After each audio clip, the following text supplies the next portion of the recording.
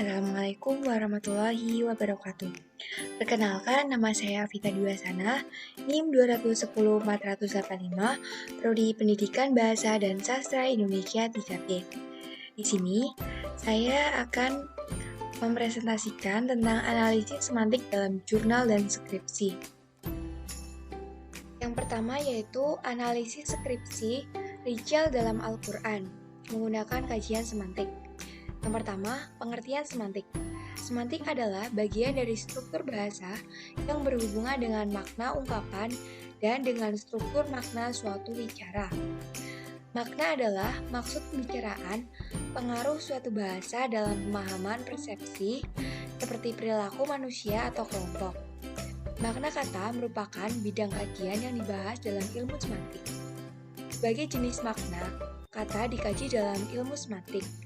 Menurut Tarigan, semantik menelaah lambang-lambang atau tanda-tanda yang menyatakan makna, hubungan makna yang satu dengan yang lain, dan pengaruhnya terhadap manusia dalam masyarakat. Jadi, semantik senantiasa berhubungan dengan makna yang dipakai oleh masyarakat penuturnya.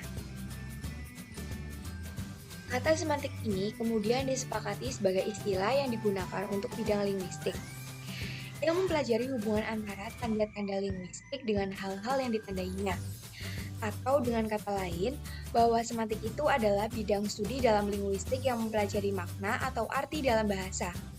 Oleh karena itu, kata semantik dapat diartikan sebagai ilmu tentang makna atau tentang arti, yaitu salah satu dari 3 tataran analisis bahasa, yaitu fonologi, gramatikal, dan semantik.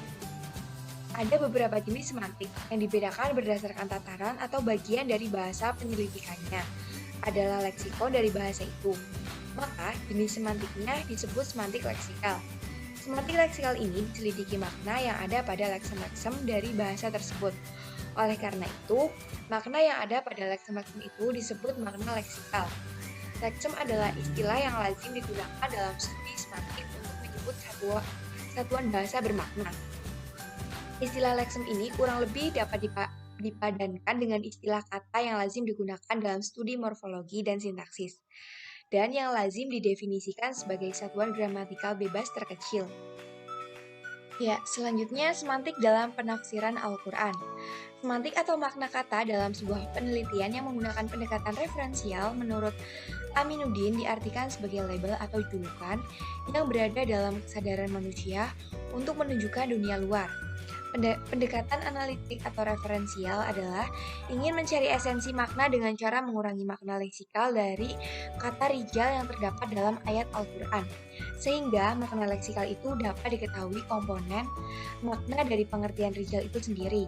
Sedangkan pendekatan operasional adalah ingin mempelajari leksem dalam penggunaannya. Pendekatan operasional lebih menekankan bagaimana leksem dioperasikan di dalam tindakan sehari-hari. Cara kerja dan analisis semantik. Adapun cara kerja dalam analisis semantik di sini, yaitu dengan membuat kategori semantik pada sebuah kata, yaitu dengan menyelidiki bagaimana keadaan, sifat, bentuk, perbuatan kata tersebut berdasarkan bahasa dalam konteks Al-Quran atau konteks bahasa yang diselidiki. Istilah-istilah etik tertentu dalam Al-Quran biasanya digunakan menurut konteks kepentingan Islam. Contoh, kata kafaro bergeser sedikit demi sedikit dari makna aslinya, tidak bersyukur dan menjadi semakin lebih dekat pada makna tidak percaya sebagai pengingkaran terhadap konsep iman. Contoh-contoh dalam Al-Quran, makna yaitu Tuhan, manusia, takut, Alkitab, takwa, kafir, dan pemimpin. Pada dasarnya, semantik merupakan ilmu yang sangat diperlukan dalam proses pembelajaran kita mengenai tafsiran di dalam Al-Quran. Segala kata yang terdapat dalam Al-Quran memiliki makna sendiri yang tidak bisa berdiri sendiri pula. Semua memiliki arti berdasarkan kalimat apa yang menjadi temanya. Karena belajar tafsir tidak hanya ilmu-ilmu umum saja yang harus kita ketahui, namun banyak hal-hal khusus lainnya yang perlu kita pahami, salah satunya yaitu ilmu semantik. Yang harus kita yakini dan tanamkan di hati kita adalah Al-Quran, merupakan kalamullah yang segala sesuatu di dalamnya merupakan perkataan Allah. Sehingga dalam proses kita untuk menafsirkan Al-Quran atau memahami lebih dalam akan maknanya, tidak akan melakukan dekonstruksi atau menyalahartikan dalam memahami maknanya. Analisis yang kedua yaitu analisis dalam jurnal makna dalam kajian semantik bahasa Arab. Bahasa sebagai alat komunikasi dan alat interaksi sosial memiliki peran yang sangat besar. Hampir tidak ada kegiatan manusia yang berlangsung tanpa adanya kehadiran bahasa. Bahasa itu sendiri tidak akan pernah terlepas dari maknanya pada setiap perkataan yang diucapkan. Dalam bidang linguistik, salah satu ilmu yang mempelajari tentang makna adalah semantik. Sebagai objek dari kajian linguistik semantik, makna berada di seluruh atau di semua tataran yang bangun-membangun. Makna berada di tataran fonologi, morfologi, dan sintaksis. Adapun bahasa yang digunakan untuk berinteraksi sehari-hari sangatlah bervariasi bentuknya.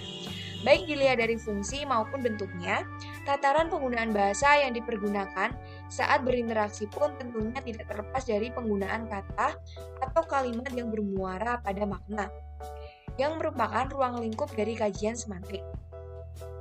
Selanjutnya, kajian teori dalam jurnal. Abdul Chair mengatakan makna terbagi menjadi beberapa jenis. Makna berdasarkan beberapa kriteria dan sudut pandang. Salah satunya yaitu makna leksikal. Makna leksikal diartikan sebagai makna yang bersifat leksikon, bersifat leksem atau bersifat kata, sehingga makna leksikal diartikan juga sebagai makna yang sesuai dengan referensinya. Misalnya, kepala bermakna bagian tubuh yang terdapat di atas leher dan merupakan tempat otak. Kata kepala dalam kalimat, kepalanya hancur terkena pecahan granat, adalah makna leksikal. Dengan demikian, dapat disimpulkan bahwa makna leksikal dari suatu kata adalah gambaran yang nyata tentang suatu konsep, seperti yang dilambangkan oleh kata tersebut. Hakikat makna. Makna bahasa pada hakikatnya terkait dengan lafaz atau bentuk kata, struktur kalimat atau tertib, dan konteks atau syiar, situasi dan kondisi. Makna sebuah kata dapat ditentukan apabila kata tersebut sudah berada dalam konteks kalimatnya. Adapun hubungan antara makna adalah hubungan semantik yang terdapat antara satuan bahasa yang satu dengan yang lainnya, yang memperlihatkan adanya persamaan, pertentangan, kegandaan makna, dan lain sebagainya. Hubungan atau relasi makna ini menyangkut hal-hal kesamaan makna atau sinonim, kebalikan makna atau antonim, kegandaan makna atau polisemi, dan ambiguitas, ketercakupan makna atau hiponimi, kelainan makna atau homonimi, dan kelebihan makna atau redundansi.